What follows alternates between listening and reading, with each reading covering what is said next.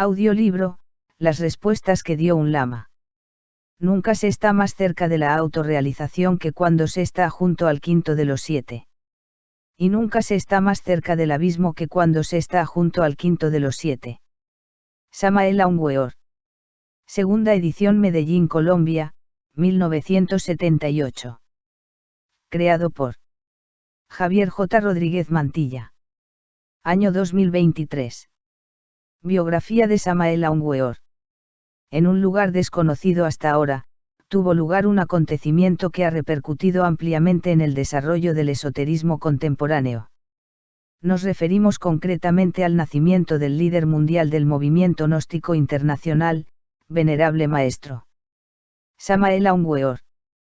Enigmático ser, de extraordinaria cultura esotérica, rodeado de 5 millones de militantes del gnosticismo intercontinental. Como todos los hombres que han descollado en el devenir de los tiempos, Samael Aun Weor ha causado un revuelo gigantesco en los medios científicos, literarios, artísticos, religiosos y esotéricos, no solo por la cantidad abrumadora de obras que ha escrito y que a su vez hoy están siendo traducidas a 4 idiomas, sino también por los acontecimientos que han llenado su vida, por cierto dura y trabajosa. Hombre de estatura regular, de anchos hombros, de mirada muy penetrante, rasgos egipcios y piel clara, Samael Aun Weor es, a diferencia de tantos filósofos, místicos, parapsicólogos o esoteristas, un hombre exclusivamente práctico en un 100%. Siempre se ha definido a sí mismo como un instrumento que utiliza su real ser interior, para entregar a la humanidad de esta época un mensaje tremendamente revolucionario, que acaba con todos los dogmas y tiranías del intelecto y se reduce a una práctica intensa de ciertos principios de carácter oriental y de tipo trascendental. Pues bien, este personaje, ya conocido en 3 continentes, nació, según lo han hecho saber quienes presenciaron su llegada a este mundo, en medio de terremotos y guerras. Algunos allegados dicen que nació un 6 de marzo de 1917, cuando todavía rugía la Primera Guerra Mundial con toda la crueldad que la caracterizó. De igual modo, cuentan quienes lo vieron nacer, que su padre fue un hombre de gran estatura, de descendencia africana y por ello de color subido, de manos muy anchas y con textura robusta. Su madre la describen como una mujer vestida a la usanza del siglo pasado, es decir, de vestido largo llegando a tocar sus tobillos, blusa de manga larga con encajes en las muñecas, gustosa de llevar sombrero sobre su cabeza, muy señorial y además de ascendencia árabe. Corrieron los días y este niño, que era para entonces muy despierto, solía jugar muy poco con sus compañeros de vecindario, pues prefería más la meditación en posición de loto, sentado sobre el tejado de su modesta casa. En la escuela se comportaba de una manera muy extraña, pues siempre pensó que los estudios intelectuales que se imparten en los liceos, universidades, o escuelas en general, no guardan ninguna concordancia con las diversas partes superiores existenciales del ser interior profundo de cualquier criatura humana. Por todas estas razones no era extraño observarlo bostezando en pleno desarrollo de la clase, motivo por el cual sus maestros de aula lo regañaban incesantemente y lo prendían de sus orejas como sanción a su actuación. Sus notas, como dato curioso, oscilaban entre puros ceros de asignatura en asignatura y todo este orden de cosas se fue poniendo cada vez más y más difícil hasta que sucedió lo que lógicamente tenía que suceder, lo expulsaron de su colegio. Con estos hechos tan contrarrestantes, el maestro Samael Aun Weor empezó a estudiar lo superficial que resultaba la vida común y corriente que se desenvuelve bajo los rayos del sol, sobre este afligido mundo. Llegando a su adolescencia vivenció por 3 veces eso que en Oriente se denomina el vacío iluminador, lo cual dejó en su psiquis y en su alma una experiencia inolvidable por la cual muchos envidiarían atravesar. Según el budismo estrictamente disciplinario, el vacío iluminador es la experimentación de la vida libre en su movimiento. Es la esencia misma de la vida, es precisamente la captación de lo real o de eso denominado como verdad. Tal vivencia, según palabras del mismo maestro Samael, deja en el interior del hombre un elemento especial que transforma radicalmente y nos convierte en verdaderos aspirantes del camino secreto. Y consecuencialmente se siente la necesidad imperiosa de realizar el cambio radical. Es bueno añadir que desde su infancia, el maestro Samael presentía la misión que le aguardaba como legítimo bodhisattva de compasión y por ello, para él no resultó extraño en modo alguno, la observación de fenómenos metafísicos en todo momento.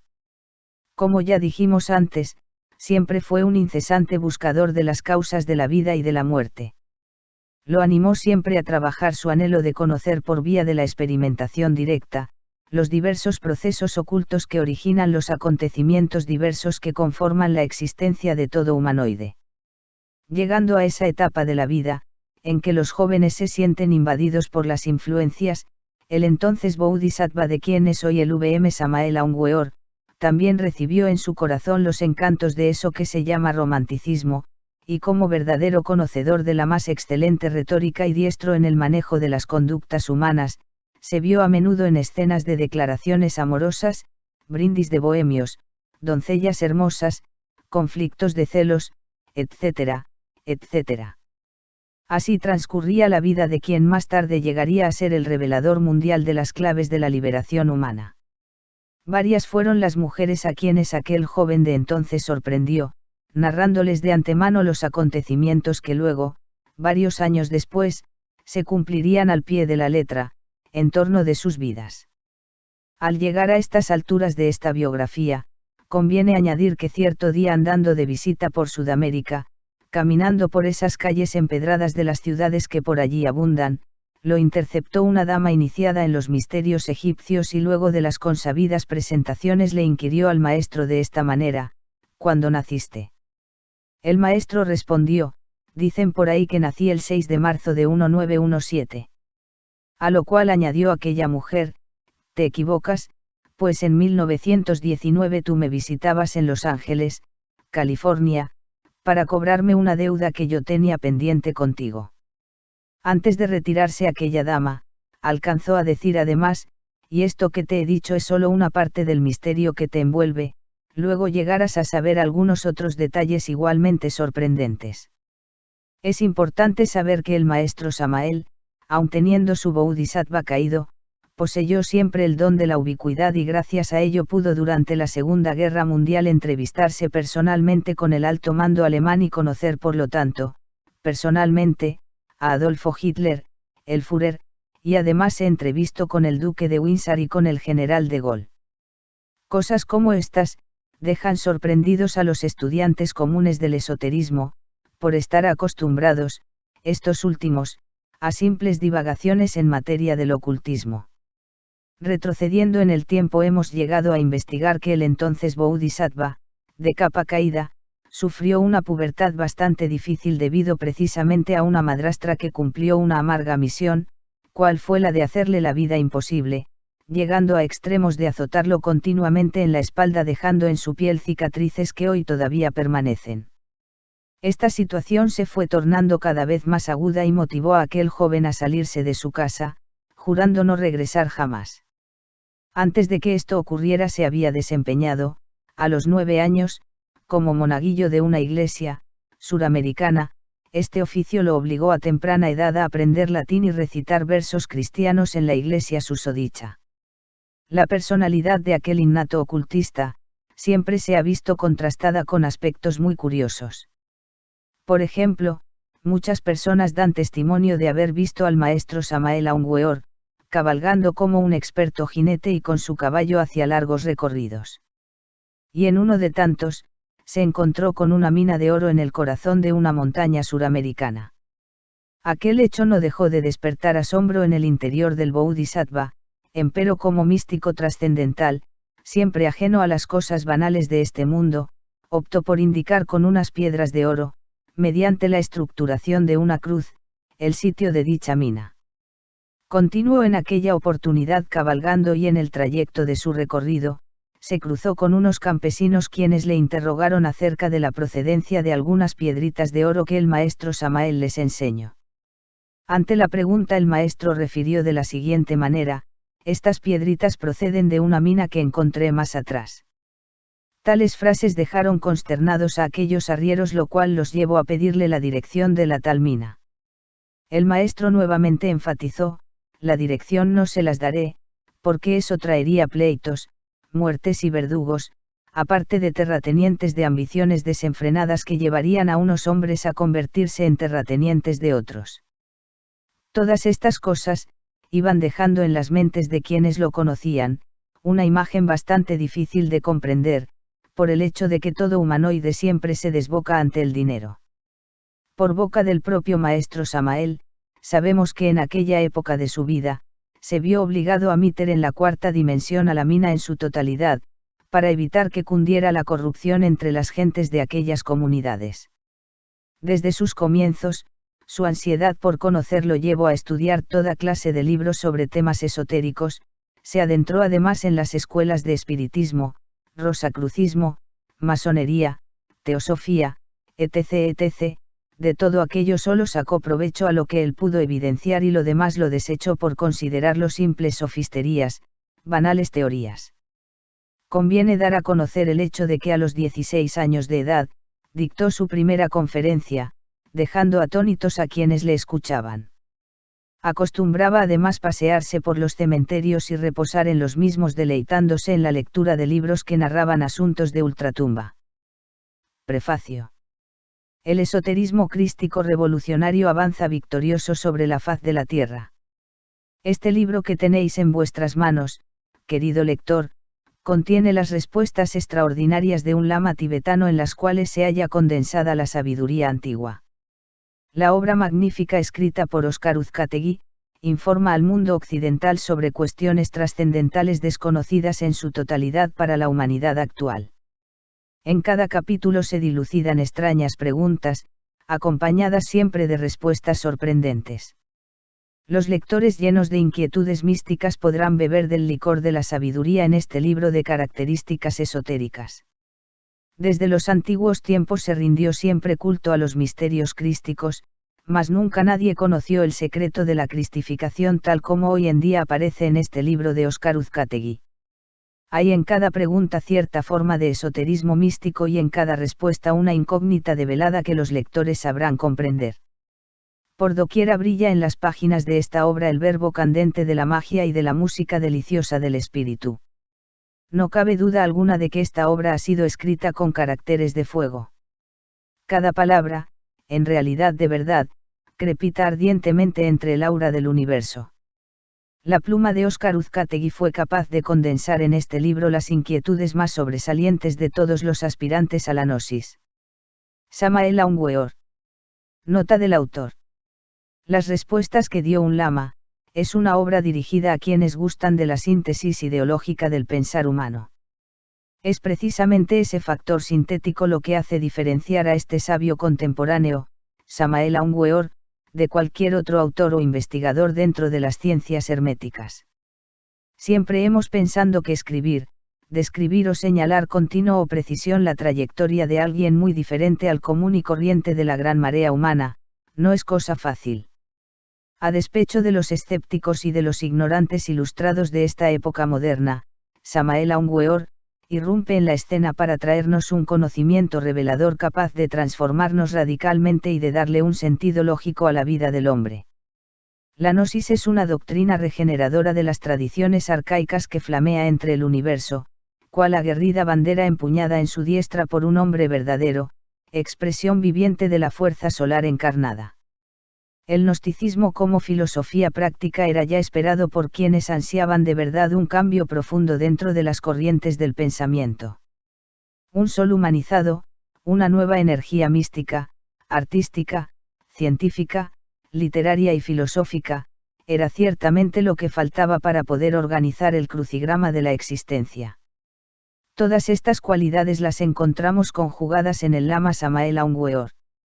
La sabiduría y el amor, la severidad y la dulzura, inteligencia y comprensión, son detalles que se enlazan armoniosamente dentro de este personaje, y por consecuencia dentro de su doctrina. El estilo literario de este enigmático ser en nada tiene que envidiar a los estilistas contemporáneos, por el contrario, pronto se convertirá en fuente inagotable para generar nuevos caminos a los amantes de la pluma. Los argumentos científicos explicados por Samael Aun Weor en sus obras, echan por tierra todos aquellos dogmas absurdos que venían formando un abismo entre el hombre y los fenómenos metafísicos. Por primera vez, en este siglo, la raza humana cuenta con la antorcha de la gnosis, para quemar las telarañas que impedían ver la luz. Esa luz que permanecía oculta en los diversos textos sagrados repletos de simbolismo y extraños anagramas. Por esta razón es bastante arduo pretender dar a conocer, con la amplitud requerida, la trascendencia del mensaje expresado por este lama. Esta obra es un aporte para los interesados en compenetrarse con las raíces del gnosticismo internacional. Las respuestas dadas por este filósofo están llenas de una exactitud increíble, pues no vienen acompañadas de hipótesis subjetivas como acostumbran hacerlo otros autores o investigadores.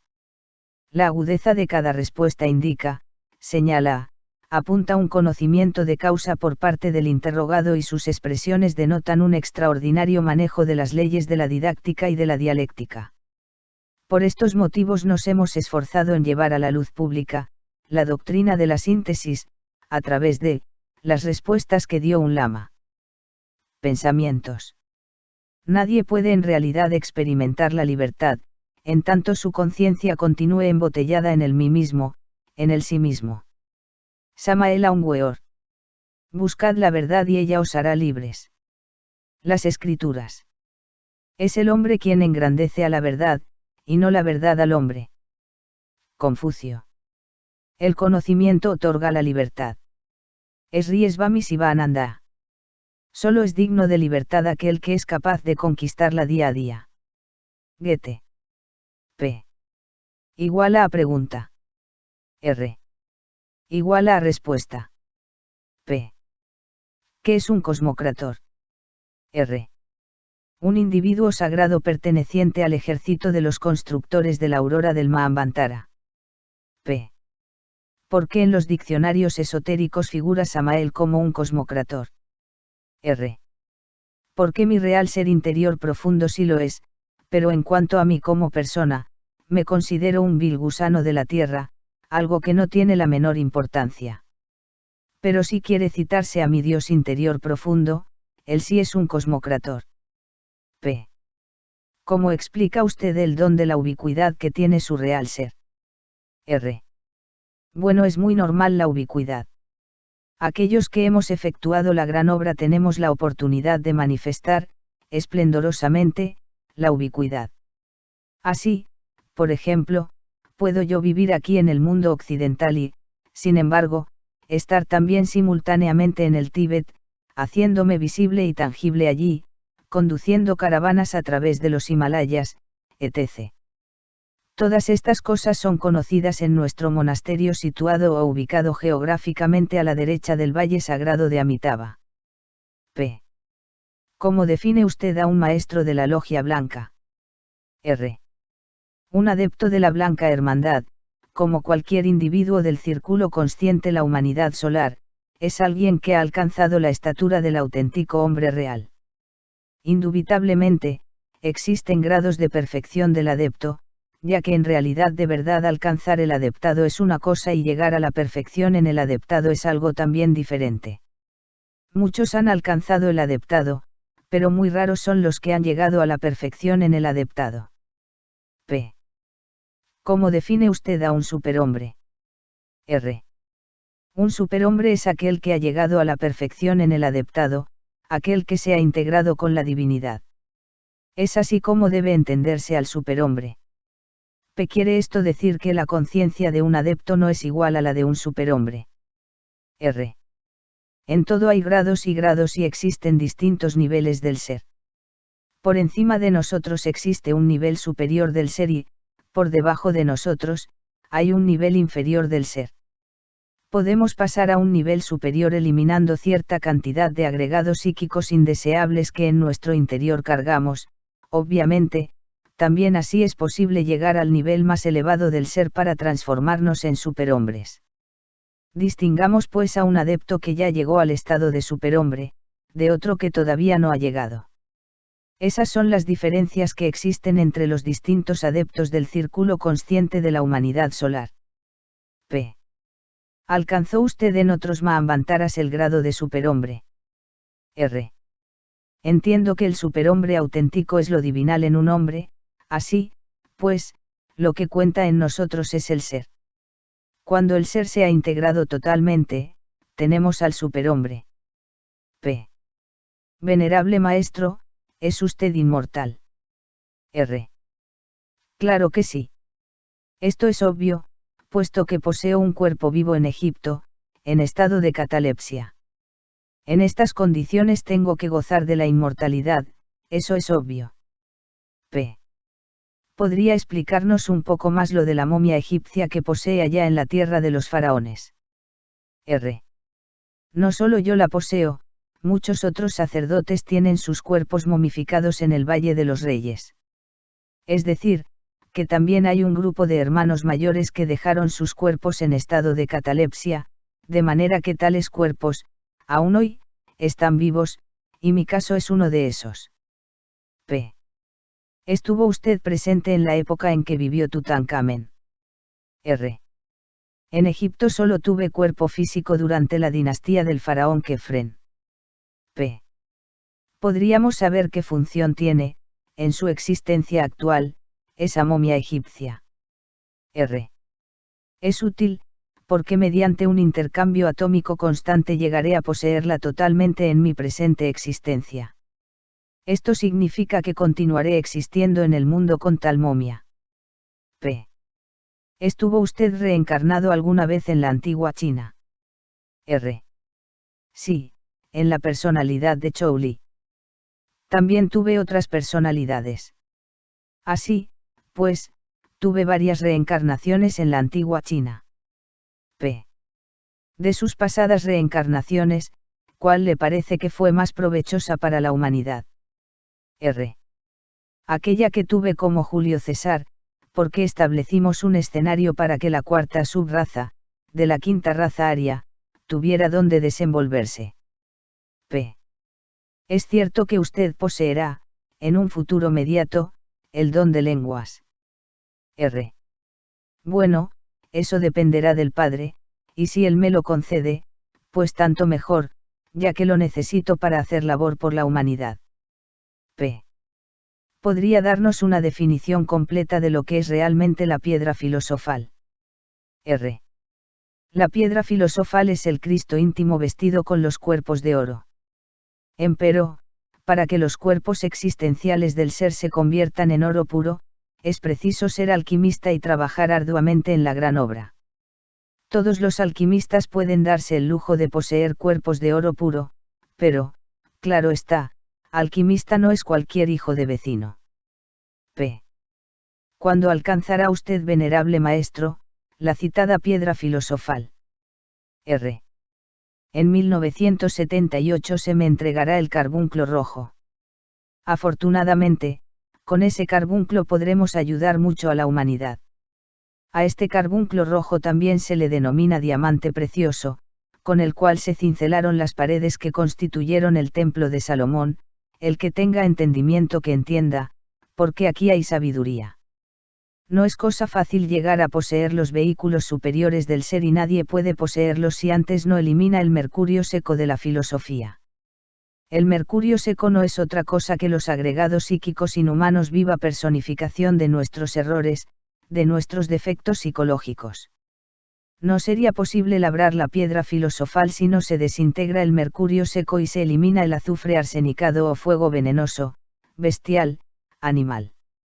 Hay muchos iniciados que se han dado el lujo de fabricar los cuerpos existenciales del ser, pero son raros aquellos que han logrado fijar el oro en los cuerpos. Tal oro se encuentra, normalmente, en el esperma sagrado. Afortunadamente, dentro de cada criatura humana existe un alquimista, denominado antimonio. Ciertamente al antimonio le corresponde la tarea de fijar el espíritu del oro en los cuerpos existenciales del ser.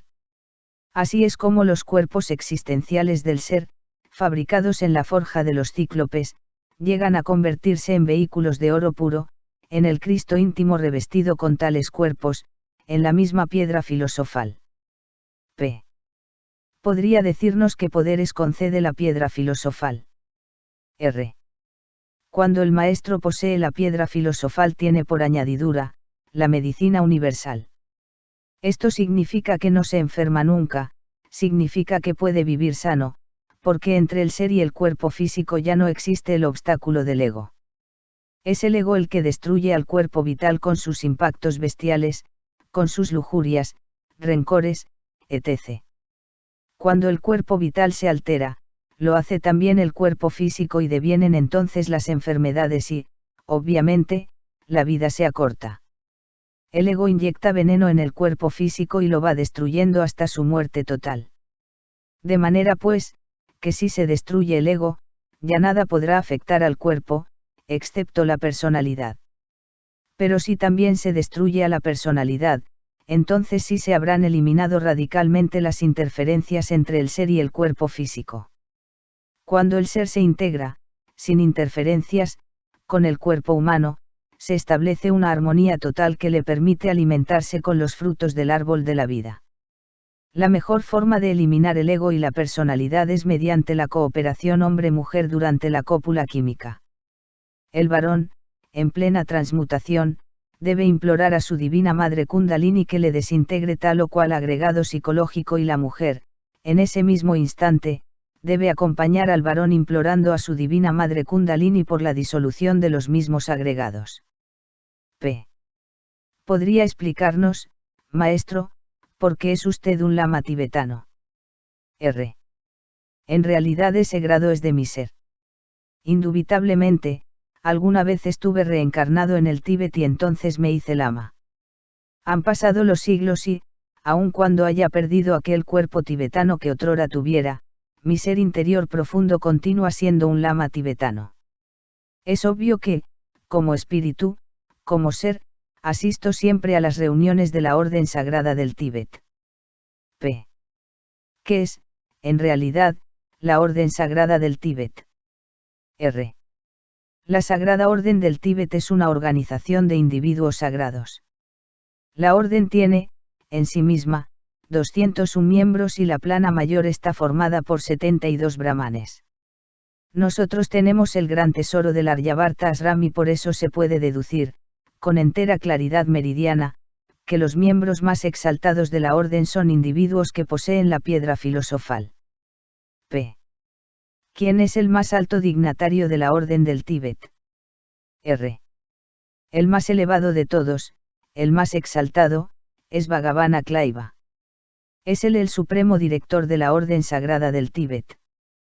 P. Que representa el Dalai Lama en la historia del Tíbet. R. Han sido muchos los Dalai Lamas. Estamos, actualmente, en el 13º o 13º, el cual, por cierto, tuvo que salir para las tierras sagradas del Indostán. Hubo de retirarse precipitadamente del Tíbet cuando llegó la invasión de las hordas chino-comunistas, no le quedó otro camino que huir hacia la India, pues de lo contrario habría sido asesinado. El Dalai Lama es un adepto que trabajó por la humanidad pero, como he dicho, han existido varios Dalai Lamas y en el futuro, seguirán existiendo. Todo aquel que sea una verdadera reencarnación podrá convertirse en Dalai Lama si la gran ley así lo quiere. P. ¿Es el Dalai Lama un superhombre? R. No siempre los Dalai Lama han llegado a la integración total con la divinidad, sin embargo, los Dalai son verdaderos adeptos, en el sentido más completo de la palabra. P. ¿Abandonarán los chinos comunistas el estado teocrático del Tíbet? R. Los chino comunistas, inevitablemente, tendrán que salir del Tíbet. Precisamente los Dharmapadas, o legión de los grandes maestros de la fuerza, están trabajando intensamente para sacar a los chino comunistas de allí. Saldrán después de haber sufrido mucho y cuando esto suceda, el Dalai Lama será repuesto en su trono. P. Todos los lamas son hombres solares. R. No todos, sino los que han hecho la gran obra. P. Poseen algunos lamas naves interplanetarias. R. Las poseen un grupo muy selecto que vive en los Himalayas, pero solo ese grupo y nadie más. Ellos tienen sus naves en lugares inaccesibles, no solo para los tibetanos, sino también para los chinos, y es muy difícil llegar hasta donde están esas naves interplanetarias. P. Es cierto que en el Shangri-La están los antepasados de nosotros los arios. R. Allí viven los maestros de la gran raza aria, viven, entre esas cavernas del Shangri-La, junto con Melquisedec, el rey del mundo. P. ¿Qué opinión le merecen las grutas de Cacahuamilpa? R. Dichas grutas están a unas 4 horas de la capital mexicana y, ciertamente hasta ahora no se le ha encontrado un final. Posiblemente sean una extensión del Shangri-La. P. Existen en las cavernas del Tíbet algunos aparatos dejados por los atlantes. R. Sí los hay, pero no solo en el Tíbet, sino en otros lugares de la Tierra donde existen cavernas que contienen todavía, aparatos secretos de los antiguos atlantes. P. Es cierto que en la India se aguarda su llegada. R. Es en el Tíbet donde me aguardan un grupo de lamas y, lógicamente, allí iré. Así, pues, que una vez cumplida la misión, me internaré secretamente en el Tíbet. P. ¿Conoció Hitler la doctrina del superhombre? R. Sí la conoció, pero luego Hitler se desvió a raíz de una visita que le hiciera el hombre de los guantes verdes, un emisario del Tíbet, mas no precisamente del reino de Agarthy, como supuso Hitler, sino un enviado del clan de Dakdugpa, magos negros de capacete rojo. El Führer iba bien, esotéricamente hablando, pero, repito, el hombre de los guantes verdes lo desvió. P. ¿Qué es, realmente, el clan de Dakdugpa? R. Es lo contrario de la Orden del Tíbet, el anverso de la medalla. Una cosa son los adeptos de la Fraternidad Blanca de la Orden Sagrada del Tíbet y otra cosa son los adeptos de la Fraternidad Tenebrosa del clan de Dakdugpa. P. ¿Llegó Hitler a conocer el gran arcano AZF? R. Sí, él trabajó en la novena esfera y logró cierto avance, pero, como dije antes, Hitler se desvió. P. Es cierto que Hitler fue, en otra época, el terrible Atila. R. Así han dicho los miembros de cierta orden mística. P. Siendo Hitler conocedor de las ciencias ocultas, que lo impulsó hacia el fracaso. R. El no haber eliminado el ego, pues si lo hubiera desintegrado no habría fracasado y, en estos momentos Alemania estaría victoriosa. Hitler en un comienzo fue genial, pero no eliminó el ego y por eso fracasó. P. En persa, que traduce la palabra Führer. R. Quiere decir, encarnación del Logos. P. Es cierto que Hitler se suicidó. R. Hitler murió de viejo en un lugar cualquiera, no importa cuál. P. ¿Por qué Hitler escogió la cruz esvástica como símbolo de su doctrina? R.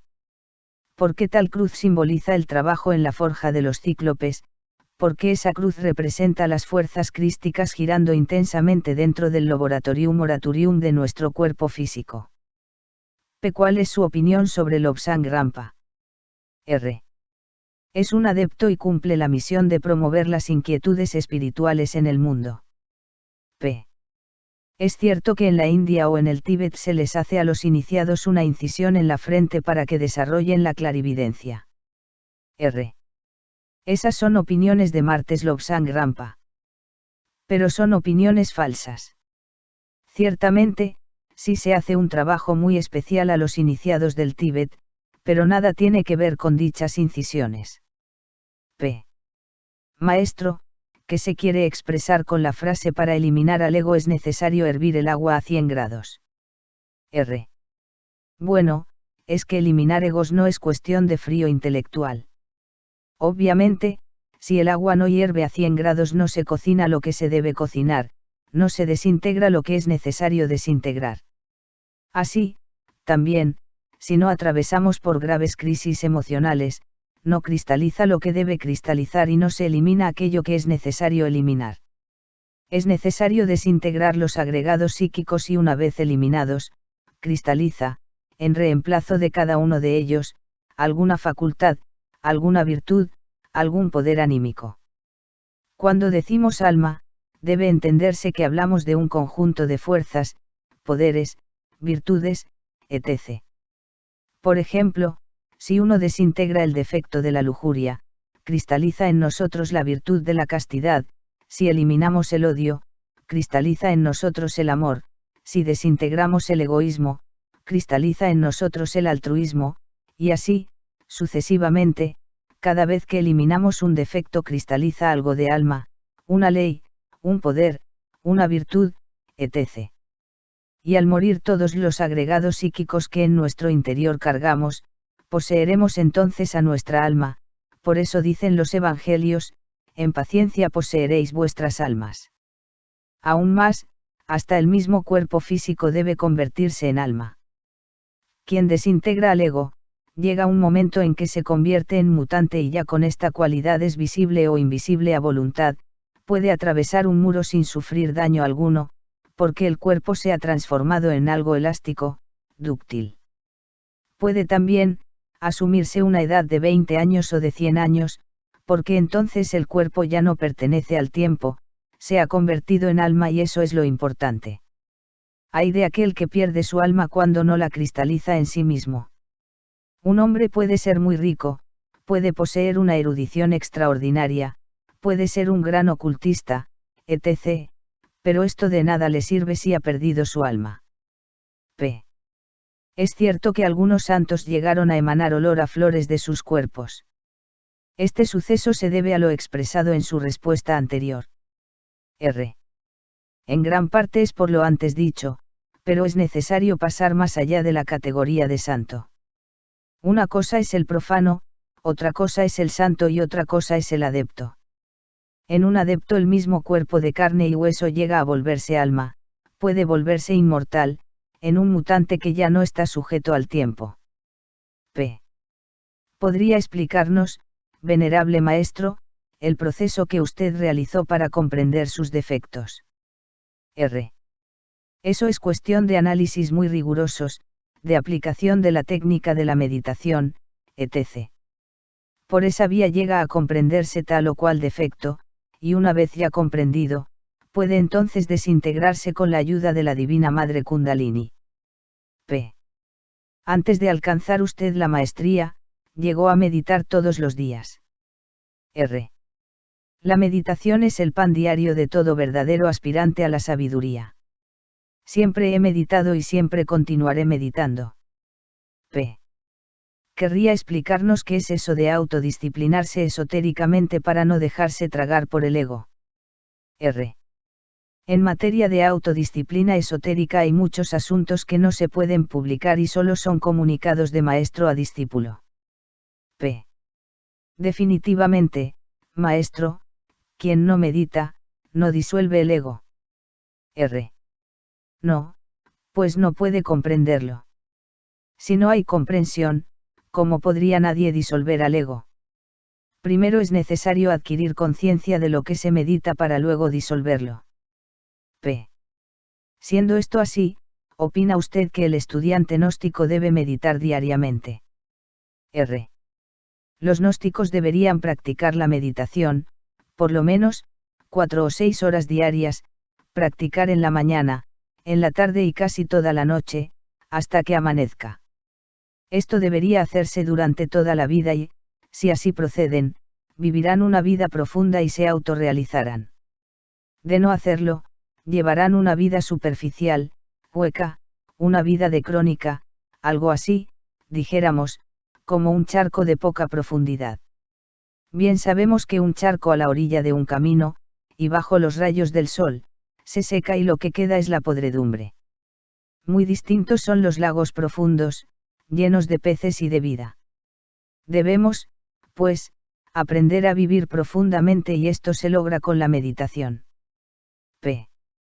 Maestro, cierta vez se le preguntó a un instructor cuánto tiempo debería durar una meditación y contestó, 10 minutos. ¿Qué opinión le merece esta respuesta? R. Toda meditación debe durar horas, 3, 4, 6 horas. Ya en el vacío iluminador no hay tiempo. La falta de profundidad en los aspirantes es lo que perjudica a los hermanitos. P. quiere decir que no existe seriedad en los aspirantes a la gnosis. Eso es claro y manifiesto. La meditación debe ser honda, profunda, prolongada. P. ¿Cuál, en su opinión, debe ser la conducta de alguien que ostente cargos jerárquicos en cualquier institución, incluyendo al movimiento gnóstico? R. Cuando no se trabaja en la disolución del ego se cometen errores y es, además, muy natural que se cometan diariamente. Esto trae problemas y los problemas traen confusión. Pero si uno trabaja sobre sí mismo, todo marchará mejor, porque irá eliminando defectos psicológicos. ¿Cómo podría conocerse a alguien que haya eliminado el 50% de sus defectos? La buena conducta lo indica, pues el árbol se conoce por sus frutos. De tales frutos, tal árbol. P. Corre peligro el estudiantado gnóstico de convertirse en anasmusianos. R. Va a salir una buena cosecha, sobre todo de las tierras suramericanas de Venezuela y Colombia, sencillamente porque los hermanitos no se han dedicado a desintegrar el ego. Son muy flojos y en ese sentido, les da pereza, ellos solo quieren iniciaciones, grados, poderes, etc., y no se preocupan por desintegrar el ego. El porvenir que les espera a esos dos países es precisamente, una buena cosecha de anasmusen con doble centro de gravedad. Esto es lo que ocurriría, a no ser que se decidan todos, masivamente, a desintegrar el ego. P. ¿Tenían los antiguos chinos alguna técnica para trabajar psicológicamente en la disolución del ego? R. Efectivamente, en la China milenaria se poseía un instrumento que tenía 49 cuerdas.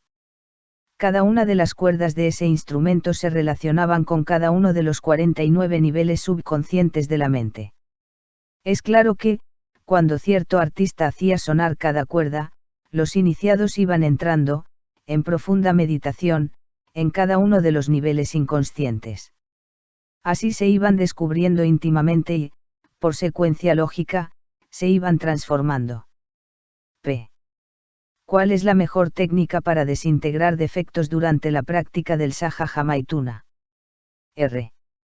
Los esposos deben, durante la cópula química, pedir ambos por la desintegración del mismo defecto. Es falta de caridad y de amor el que el marido esté pidiendo por la desintegración de tal o cual defecto y la compañera esté por su lado, pidiendo por la muerte de otro defecto.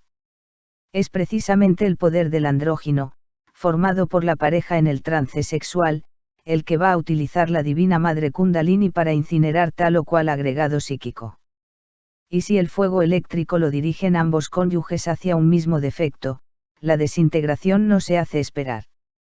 Repito, ambos cónyuges deben implorar por el mismo defecto. P. ¿Podría decirnos, venerable maestro, cuál o cuáles defectos fueron, en su presente reencarnación, los más difíciles de eliminar? R. Pues, obviamente, considero que la ira y la lujuria fueron los radicales, y como quiera que estos se redujeron a polvo, todos los demás se fueron eliminando con paso seguro y mano fuerte. P. Maestro, presentía usted desde su infancia la misión que le aguardaba. R. Sí, desde mi infancia lo sabía. Así es. P. Porque algunos dicen que es usted un extraterrestre. R. Bueno, mi ser interior profundo sí lo es, no puedo negarlo. En realidad, de verdad, dentro de mí están los principios anímicos y espirituales del regente de Marte, Samael.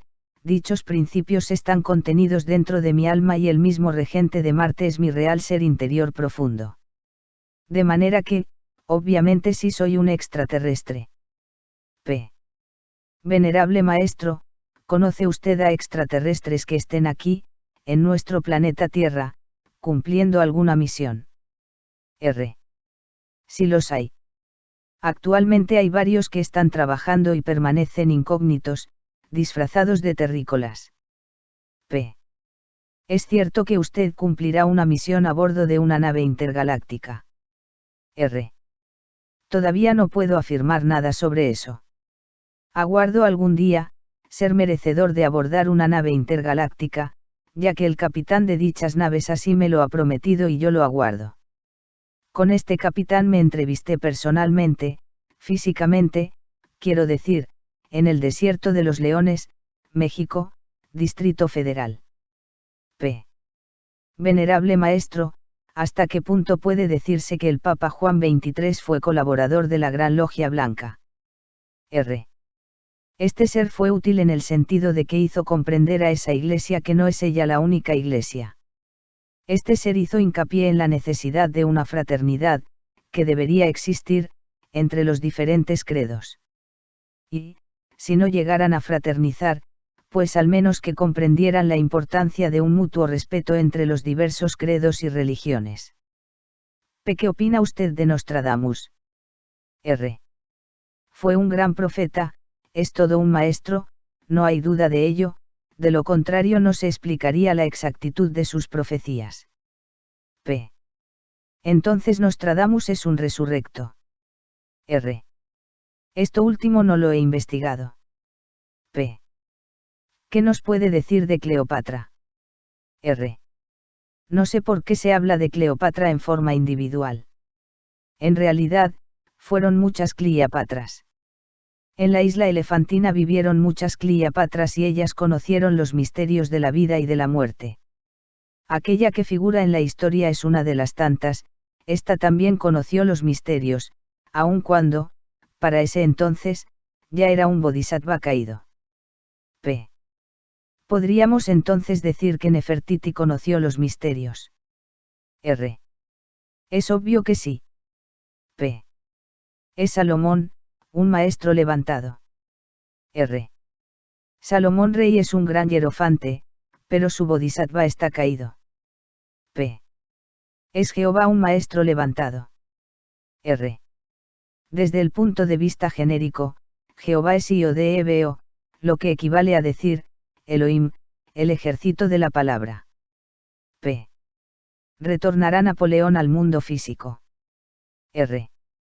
Napoleón es un elemento que utiliza la ley para hacer cumplir el karma y volverá a tomar cuerpo físico, esta vez en la ciudad de Nueva York. P. ¿Qué nos puede decir de la señora Elena Petronila Blavatsky? R.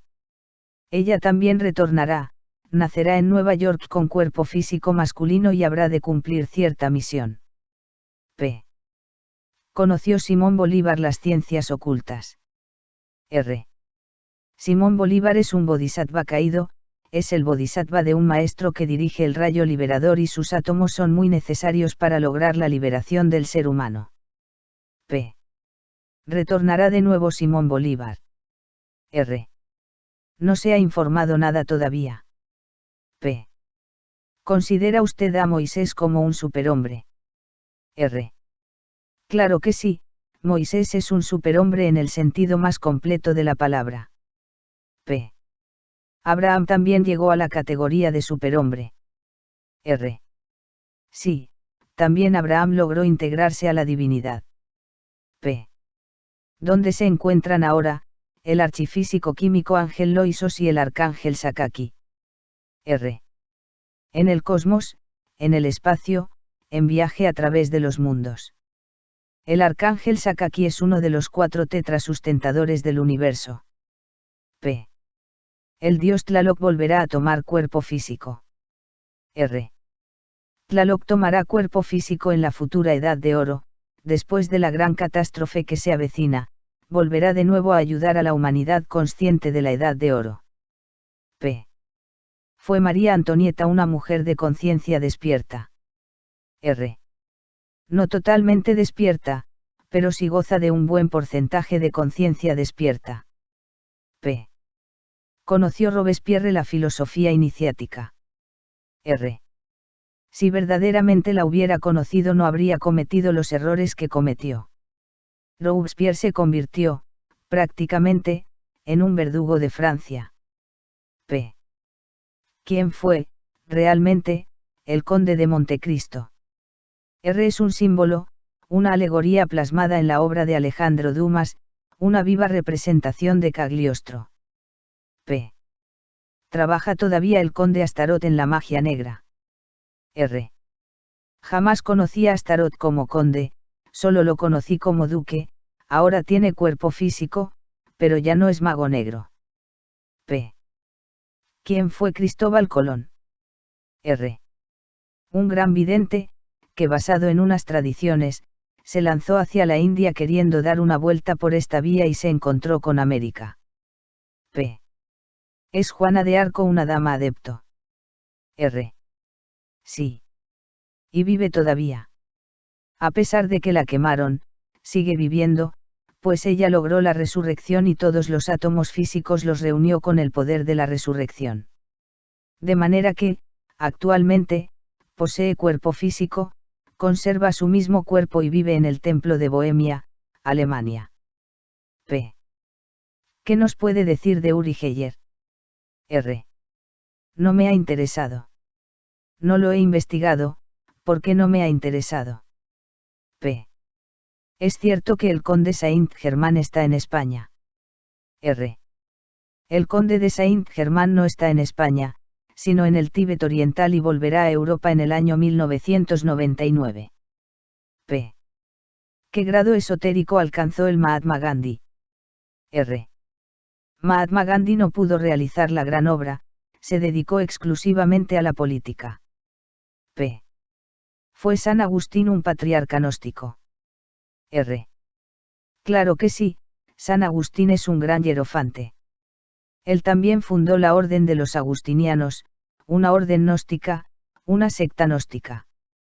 P. ¿En qué escala esotérica se encuentra ahora aquel que se llamó Siddhartha Gautama Sakyamuni, el Buda? R. Es un maestro liberado, un maestro de perfección. Más tarde, después de haber sido Gautama, volvió a tomar cuerpo, renació en el mismo Tíbet con el nombre de Tsongkhapa, el gran lama tibetano. P. Pedro, el discípulo de Jesús el Cristo, llegó a la autorrealización. R. Claro que sí, Pedro es un maestro de perfecciones. P. También se autorrealizaron todos los otros apóstoles. R. Sí, todos ellos se autorrealizaron. P. Fue un iniciado Alejandro Magno. R. Alejandro Magno no fue ningún iniciado, fue sencillamente, un conquistador, y eso es todo. P. ¿Qué opina usted, venerable maestro, de Federico Nietzsche? R. En su teoría del superhombre, a Nietzsche se le olvidó hablar del hombre. Hay necesidad de crear primero al hombre, pues el animal intelectual no es hombre todavía. Nietzsche creyó que el hombre existía y se equivocó. Obviamente, una vez creado el hombre, se puede entonces hablar en términos de superhombre, pero antes no. P. Fue Nietzsche conocedor de las ciencias herméticas. R. En realidad de verdad, Nietzsche sí conoció las ciencias herméticas, eso no lo podemos negar. Los símbolos que usa son herméticos, el águila, la serpiente, etc. P. ¿Conoció Mao Tse-tung el esoterismo? R. Indubitablemente. Mao Tse-tung se dedicó al bolcheviquismo comunista y eso es todo. Él no se preocupó por cuestiones esotéricas. Obsérvese que Mao es AOM, pero al revés. P. Se autorrealizó el Dante Alighieri. R. Él es un maestro resurrecto y ahora vive en Italia. P. Conoció las enseñanzas gnósticas el gran escultor Miguel Ángel. R. Conoció el esoterismo y es un iniciado. P. Logró autorrealizarse Platón el filósofo de Atenas. R. Sí, Platón logró autorrealizarse. P. ¿Qué opina usted de Fulcanelli? R. Fulcanelli es un resurrecto que realizó la gran obra. Su máxima obra, precisamente, ha sido llamada, Las Moradas Filosofales, y nadie, desgraciadamente, la ha entendido. Ello se debe a que, para entenderla, es necesario haberla realizado. Después de la Segunda Guerra Mundial ciertos servicios secretos estuvieron buscando a Fulcanelli, él es un experto físico nuclear, para arrancarle alguna información, pero, afortunadamente, él supo evadirse y ahora está en ciertos lugares que son a su vez templos o monasterios. P. ¿Qué opina usted de Gurdjieff? R.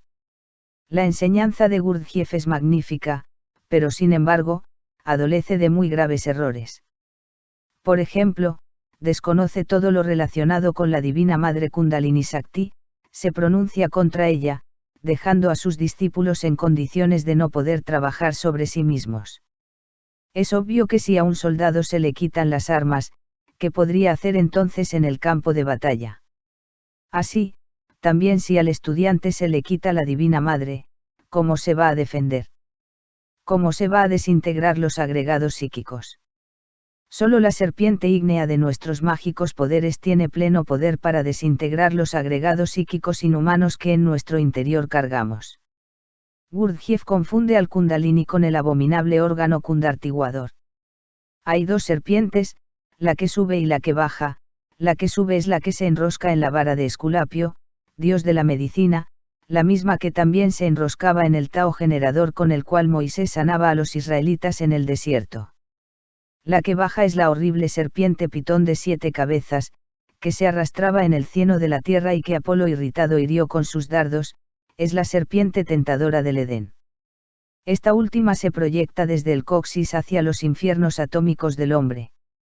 Gurdjieff cometió el error de atribuirlo a la que sube, a la serpiente de bronce, los poderes siniestros, hipnóticos y malvados de la serpiente descendiente, de la que baja.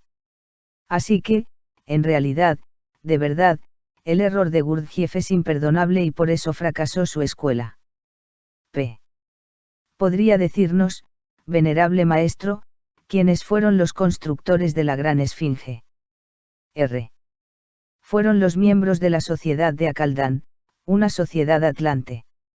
Los grandes sabios de la mencionada sociedad siempre levantaban esfinges en la antigua Atlántida y después, cuando estos sabios se retiraron de ese continente por causa del gran cataclismo que se avecinaba, y que ellos no ignoraban, se orientaron hacia el continente Grabovni, hoy llamado África. Desde allí, desde el sur del África, avanzaron hasta el país de Nilia, hoy llamado Nilo, y, precisamente en Cairona, llamado hoy el Cairo, vivieron y construyeron las esfinges. Dichas esfinges representan al fuego, al aire, al agua y a la tierra.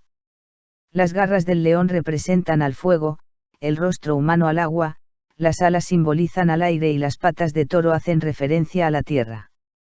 Estos 4 elementos son fundamentales en la gran obra y se sintetizan en la sal, el azufre y el mercurio de la alquimia. En la sal está contenido el elemento tierra, el elemento agua y el elemento aire. En cuanto al azufre, vemos que se alimenta de la tierra, y esto lo evidenciamos en los volcanes, donde también está presente el fuego. Y en cuanto al mercurio, vemos que participa del aire y del agua. La sal, el azufre y el mercurio están, pues, allí en los 4 elementos. P. ¿Podría explicarnos por qué los antiguos egipcios le rendían culto al gato? R. ¿Por qué lo asociaban con el mercurio? El gato siempre ha sido símbolo del mercurio de la filosofía secreta, ya sabemos que el mercurio es el alma metálica del esperma. Obsérvese que el gato es un gran vidente, él ve en la noche, en las tinieblas, e incluso, seil en la noche, se reproduce en la noche y es precisamente en la noche profunda de los sabios, en la oscuridad, entre el augusto silencio, donde se trabaja con el mercurio, es decir, en la elaboración del mercurio de la filosofía secreta. La actuación del gato indica que está íntimamente relacionado con el mercurio y por eso se le ha rendido culto. No olvidemos que el mercurio nos convierte en el gentil hombre, en hombres iluminados. P. Las pirámides egipcias son templos en otras dimensiones. R. Las pirámides egipcias tienen, en realidad, sus correspondencias en otras dimensiones del cosmos y de la naturaleza. No lo negamos, así es. P. ¿Qué significado tiene la palabra Heliópolis? R quiere decir, ciudad sagrada. P. Maestro, ¿por qué Tutankamón murió tan joven? R murió joven por el destino que ya traía, pero se autorrealizó. P. Las momias descubiertas por los arqueólogos, constituyen actos de profanación o es así porque la ley lo ha querido. R. Las momias descubiertas por los arqueólogos, aun estando muertas, constituyen actos de profanación, porque eso corresponde a los misterios de los antiguos. P. Porque algunas personas, aun sin haber efectuado este tipo de estudios, conservan sus cuerpos después de la muerte. R. Se debe a la cal que contiene el cuerpo o bien a los muchos antibióticos que ingirieron cuando estaban con vida. P. Existe por allí un personaje llamado Ramatis, ¿es este señor un adepto? R. Ramatis no se ha visto en la logia blanca, por lo tanto no me consta que sea un adepto. P. ¿Qué representaba el escarabajo para los egipcios? R. El escarabajo, entre los iniciados egipcios, tenía el significado de alma. P. ¿Quiénes construyeron las estatuas de la isla de Pascua? R. Esa es una cuestión de la antigua Lemuria. Los lemures levantaron esas estatuas y las colocaban siempre en dirección hacia la Lemuria, tercera raza raíz. P. Las escrituras cristianas mencionan a la ciudad de Belém, ¿existió realmente esa ciudad? R. Belém es una palabra derivada de Bel, torre de fuego, en caldeo. Belém no existía como aldea y ni siquiera figuraba en los mapas. De manera que Belém traduce torre de fuego y esa torre hay que levantarla dentro de uno mismo con el fuego sagrado. Al llegar dicho fuego a la altura del cerebro, queda establecida la torre dentro de uno mismo, aquí y ahora. P. Usted acompañó a Jesús el Cristo en la Tierra Santa. R. En la época de Jesús de Nazaret yo estaba desencarnado. P. ¿Por qué los cristianos que eran arrojados a los leones en los circos romanos en vez de ir llorando iban riendo? R. ¿Por qué eran gnósticos y los gnósticos no le tienen miedo a la muerte? Los gnósticos conocen a fondo los misterios de la vida y de la muerte. P. ¿Qué opina Jesús el Gran Kabir, del estado actual de la humanidad? R. Él siente piedad por esta humanidad fracasada, porque, definitivamente, esta humanidad está fracasada. P. ¿Por qué se dice que, esotéricamente, el aspirante debe caminar entre triángulos, octágonos y escuadras? R. Los triángulos representan el manejo de las tres fuerzas, de los tres factores de la revolución de la conciencia, el santo afirmar, el santo negar y el santo conciliar. Recordemos las fuerzas positivas, negativas y neutras, el masculino, el femenino y el neutro. Los octágonos significan las 8 iniciaciones, pues, en verdad, son 8 iniciaciones, y las escuadras representan el recto pensar, recto sentir y el recto obrar, en general, la buena conducta. P. ¿Por qué se dice los iniciados deben ir de la mano con Marta? R. Marta es una de las 24 partes de nuestro ser. Ella representa la humildad del iniciado. Sin Martita, sin la humildad, no podemos integrarnos con las partes más elevadas de nuestro ser. P. Su gurú, ciertamente, se llama Adolfito o es un nombre simbólico. R. Así se llama, es el nombre que tuvo en una de sus últimas existencias o, mejor dicho, que adoptó, porque existe desde la Lemuria, él nació en la Lemuria, pero no ha muerto, conserva el mismo cuerpo que tuvo en la Lemuria. Se llama Adolfo y, cariñosamente, le digo Adolfito. P. ¿De qué se alimenta un resurrecto? R. Se alimenta del árbol de la vida. Esto sucede cuando se ha conseguido la piedra filosofal, es decir, cuando alcanzamos el elixir de la larga vida y la medicina universal. El árbol de la vida nos permite a los resurrectos operar con cierto artificio con el cual reincrudamos los cuerpos y los hacemos plásticos. Unos cuerpos plásticos asumen la forma que uno quiera, bien sea de árbol, de piedra o de animal. En conclusión, nos convertimos en auténticos mutantes. Téngase en cuenta que toda enfermedad tiene sus orígenes en la mente, en los yos. Muertos estos últimos, conseguimos entonces que nuestros cuerpos reincrudados se tornen plásticos y podemos aparecer como viejos o como jóvenes. P. ¿Considera usted que un resurrecto necesita eliminar la personalidad? R. Hasta hace poco yo mismo defendía a la personalidad, pero ahora que he disuelto el ego a cenizas, me doy cuenta de que la personalidad es un estorbo entre el ser y nosotros. Actualmente, pues, estoy quebrantando hasta la misma personalidad, porque sé que la presencia del ser puede suplir perfectamente a ese instrumento. La presencia del ser es lo suficiente recia por lo que se ir sobrando la personalidad. La personalidad es el vehículo del karma, y en ella se encuentran muchas cosas que nos ligan al karma. Es bueno saber que la personalidad es múltiple y perniciosa, no es individual. Gurdjieff y otros estudiosos le rinden culto a la personalidad porque la consideran necesaria, pero yo afirmo categóricamente que no lo es. P.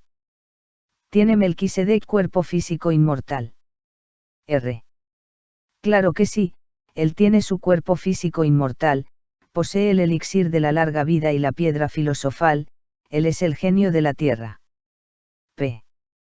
¿Se encuentra Melquisedec en algún lugar específico de la tierra? R. Normalmente se le encuentra en Agarthy, en ciertas cavernas de ese reino. Tanto él como los que lo acompañan poseen naves espaciales con las cuales viajan a través del inalterable espacio infinito. P. ¿Llegarán las masas a comunicarse con los extraterrestres? R. Tengo entendido que nosotros debemos entregar a la humanidad los métodos y medios científicos para que los terrícolas entren en comunicación con otros mundos habitados y, también con las naves que viajan a través del infinito. Pronto le entregaremos a la humanidad aparatos más perfectos todavía que la televisión y el radio, estos se propagarán en forma masiva, por todas partes del mundo. Puede decirse, entonces, que los extraterrestres instruiremos a la humanidad en forma masiva. P. ¿Es cierto que en las selvas amazónicas hay bases extraterrestres? R. Sí es cierto que las hay. Tales bases están tan escondidas que jamás los profanos darán con ellas. P. ¿Son reales las fotografías de Marte dadas a conocer por la NASA? R. No son reales, en verdad, esas fotografías son de la Luna y no de Marte. Los terrícolas creyeron que las fotografías, logradas por la NASA con los artefactos enviados a Marte, eran de este planeta, pero, como dijimos, son de la Luna. Los marcianos supieron orientar muy bien los aparatos gringos hacia la Luna, de manera que las fotografías tomadas son de la Luna. P. ¿Cómo define usted el Triángulo de las Bermudas? R. Como una especie de boquete abierto hacia la cuarta vertical o cuarta dimensión. P. Este fenómeno se verifica en otros lugares similares al de las Bermudas. R. Sí, el mismo fenómeno se verifica en otros lugares similares a de las Bermudas. P. ¿Es posible realizar un viaje astral escuchando un tipo especial de música? R. Cuando se entra en meditación, escuchando música especial para ese tipo de práctica, es indubitable que se logran viajes astrales. P. ¿Existieron realmente los 3 Reyes Magos? R. No como personas físicas. Son, únicamente, el símbolo de los colores de la gran obra, es decir, de la piedra filosofal. Obviamente el rey mago de color negro simboliza el primer testimonio de la alquimia, cuando las aguas, el mercurio, son todavía negras, el rey mago de color blanco alegoriza al proceso de las aguas tornándose blancas, el rey mago de color amarillo simboliza a las aguas del mercurio tomando el color amarillo, y el color rojo, que es el más elevado de la alquimia, está formado por la púrpura de los reyes. Tomar a los 3 Reyes Magos como personajes físicos es un absurdo. P. ¿Cómo observa la Gran Logia Blanca al movimiento gnóstico internacional? R. Los hermanos de la Fraternidad de la Luz Interior, obviamente, conocen el programa del movimiento gnóstico internacional y cooperan ayudando intensamente a todo el movimiento. P. ¿Cómo define usted a la antropología gnóstica? R. Es una antropología psicoanalítica. Incuestionablemente, nosotros, por medio del psicoanálisis, podemos extraer de cada pieza, nicho, pirámide, tumba, etc., los principios psicológicos contenidos en tales piezas. P. ¿Se implantará la gnosis en el Canadá? R. Sí, la gnosis se desarrollará en el Canadá y allí se creará una base para preparar delegados internacionales que luego irán a Europa. P. ¿Qué futuro le aguarda a la gnosis en Europa? R. Pues un futuro glorioso. La gnosis llegará a Europa en su forma antropológica y producirá una verdadera revolución cultural. P. ¿Llegará la gnosis hasta el Asia y África? R. Sí, deberá llegar hasta el Asia y África, porque el mensaje gnóstico tenemos que entregarlo a la humanidad entera. P. Venerable maestro, ¿cómo se va a introducir la gnosis en el Asia con tanto fanatismo que allí existe? R. Necesitaremos marchar en forma inteligente. Tenemos planes, tenemos proyectos y, en general, todo está sabiamente coordinado para que no tengamos problemas. P. ¿Cuántos miembros llegará a tener la gnosis en México? R. Tenemos calculados 3 millones de gnósticos para México. P. Aproximadamente, ¿cuántos miembros tendrá la gnosis en Europa? R. Llegará a tener muchísimos millones de personas en todo el continente. P. ¿Qué misión cumplirá la Pisti Sofía develada por su persona? R. Deberá llevar a las gentes el esoterismo crístico y éstas, comprendiendo la enseñanza, trabajarán sobre sí mismas en una forma eficiente. P. ¿Por qué ordenó usted la construcción del Summum Supremum Sanctuarium en una Sierra Nevada suramericana? R. Para trabajar eficientemente en pro del gigantesco movimiento gnóstico internacional. Es obvio que un templo, debidamente preparado y bajo tierra, tiene poderes extraordinarios. El Summum Supremum Sanctuarium fue construido con estas características y estará muy pronto en estado de ginas, en la cuarta dimensión. P. ¿Desde cuándo existe en la quinta dimensión el Palacio de la Ley del Karma? R. Existen 3 cosas eternas en la creación: la ley, el nirvana y el espacio. El Palacio de la Ley del Karma existe, pues, desde la aurora de la creación. P. ¿En qué Manvantara se autorrealizó el maestro Anubis? R. No lo sé, porque no se le he preguntado. P. ¿Cómo llegaron algunos seres a la jerarquía de ángeles lunares de Marte? R.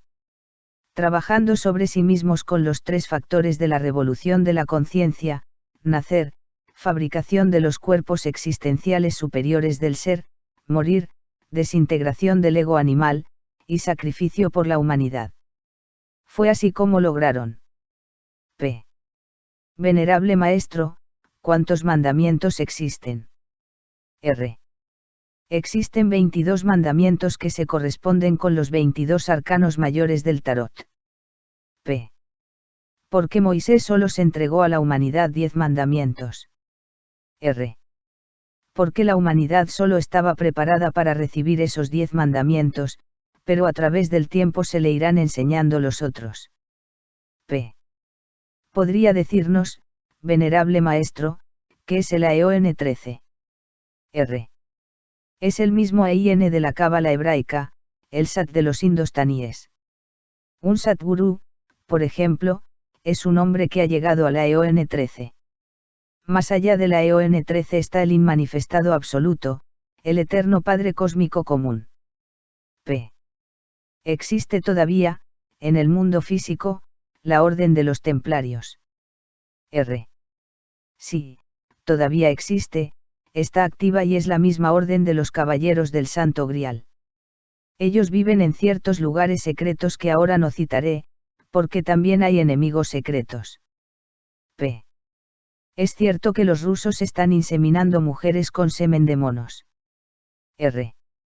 Los rusos están realizando esas estupideces porque quieren fabricar una raza de degenerados para que se hagan cargo de los trabajos materiales y poder ellos, entonces, dedicarse a otros estudios, dizque de alta ciencia, alta moral, etc. Esto no es más que un cúmulo de ensayos torpes efectuados por los rusos. P. Es cierta la existencia de vampiros en el mundo físico. R.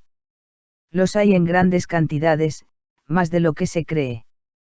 Existen técnicas tenebrosas que sirven para fabricar vampiros. Los vampiros son el producto de un homosexualismo combinado con magia negra. Los vampiros odian a las mujeres, porque son homosexuales, y las vampiresas odian a los hombres, porque son lesbianas. P.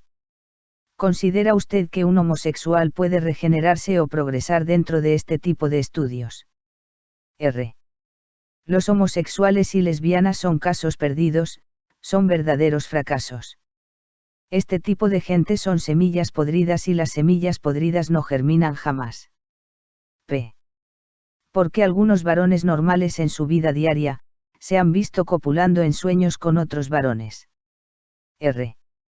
Ocurre algunas veces que en estas personas existe homosexualismo subconsciente, sumergido.